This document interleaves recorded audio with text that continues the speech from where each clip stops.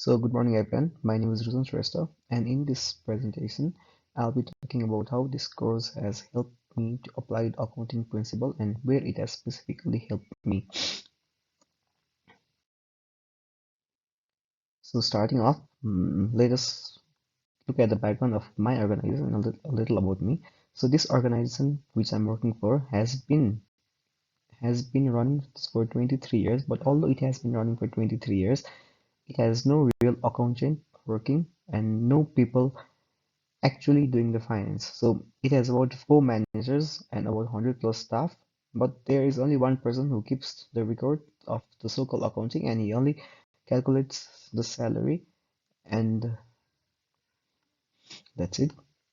So talking about me, I come from an IT background and a science background. So before this course, I had literally no idea about any finance or accounting term.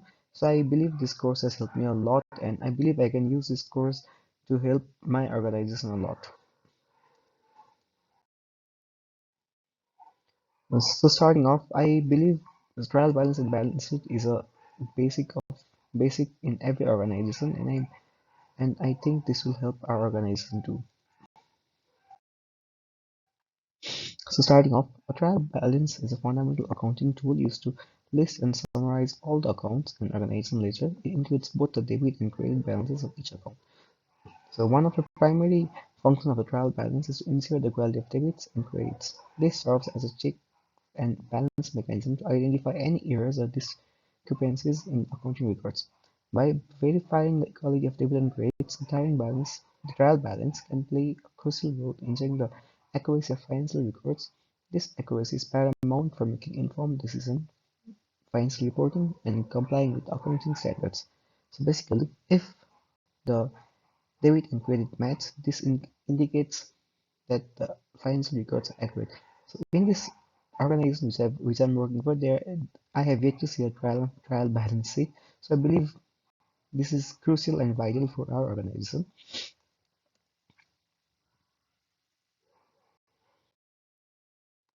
So the next is balance sheet. The balance sheet is a financial statement that presents a company's financial position at a specific point in time. It provides a snapshot of what the company owes and the residual interest of the owners. So this document is invaluable for stakeholders, investors, and management to understand our financial health and make informed decisions. A balance sheet is structured into three main components, which is assets, liabilities, and equity. So assets represent what the company owns and can include tangible assets like property and equipment, as well as tangible assets like patent and trademarks. So liabilities represent what the company owes to external parties, such as loans, accounts payable, and accrued expenses.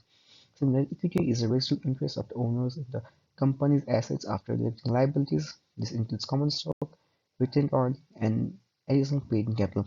So in this organization, like all of the records are being kept, there is no proper record of any assets, liabilities, and equities. And I believe balance sheet is a must in any organization. So I'll try my best to bring this in my organization too, which I am trying, but I am yet to find a accounting officer. So hopefully in the future.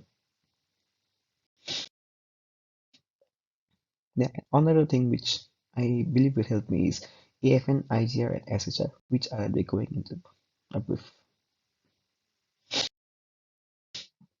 So AFN is an external financing need, which is a metric that helps us determine the additional funding required for a growth plan beyond internal resources. It involves assessing the gap between our financial needs and what can be generated internally. As we embark on expansion project, understanding our external financing need is crucial. This allows us to assess whether external financing such as bonds or loans is necessary to support our growth initiatives while maintaining financial stability. So the main point of me joining was to expand our organization. So I believe if there is a need for external project, we can use AFN to help us guide us.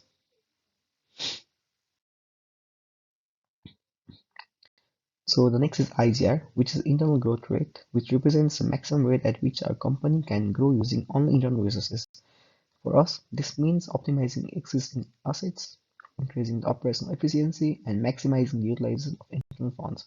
So by focusing on improving external processes, streamlining operations, and effectively utilizing our existing resources, we aim to achieve growth rates within our internal growth rate. This allows us to expand without relying heavily on external financing, ensuring a sustainable and self-sufficient growth trajectory.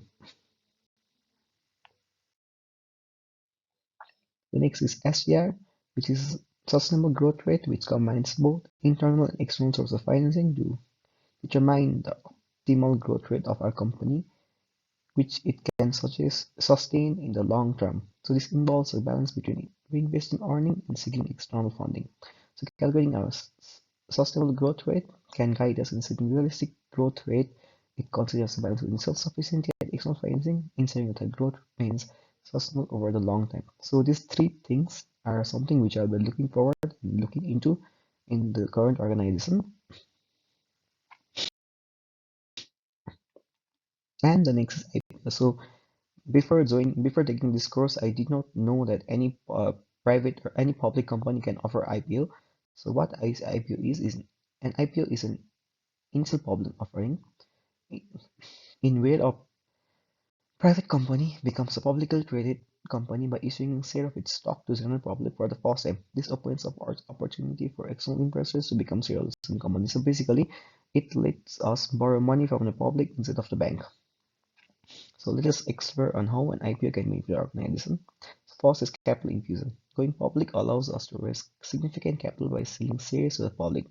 This infusion of funds can be used for strategic expansion, investing in new projects, or paying down existing debts. Next is enhanced visibility and prestige. Being a publicly traded company can increase our visibility, credibility in the market. So it can attract attention from potential clients, partners, and investors, elevating a company's reputation. Next is employees' incentives. Going public can provide opportunities for employees to participate in stock option program, aligning their interests with the company's success and fostering a culture of shared ownership. However, it is essential to acknowledge the considerations and challenges associated with an IPO. So having an IPO means increased regulatory compliance, as a public company will be subject to additional regulatory requirement and scrutiny, necessitating a commitment to transparency and compliance. Next is market volatility. Since public company since publicly traded stocks are subject to market fluctuation, managing investors' expectation and market perception becomes crucial. Next is loss of control. Going public means sharing ownership with a broader set of shareholders, potentially diluting the control of existing owners. So if you want to issue an IPO in the future and make it a public company, there has to be a strategic timing and preparation. So which involves financial preparedness, in ensuring our financial meaning that we have to ensure that our financials are in order with transparent reporting and audited financial statement. It's very hard to do right now.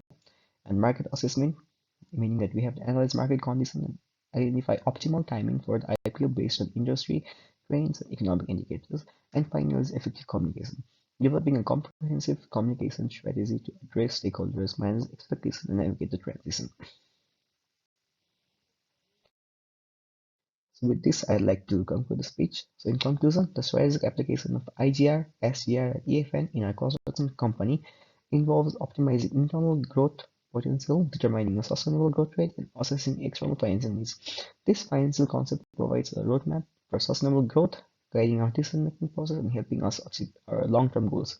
By carefully considering these factors, we can navigate the complexities of the construction industry, ensuring both expansion and financial stability for our organization. Similarly, the IPA or principal offering can be a strategic move for a construction company, as it offers access to substantial capital, enhances visibility, and aligns with growth aspirations. However, careful planning, transparency, and effective communication are imperative to navigate the complexities of going public. So, thank you, everyone, and here are my references. So, thank you, everyone.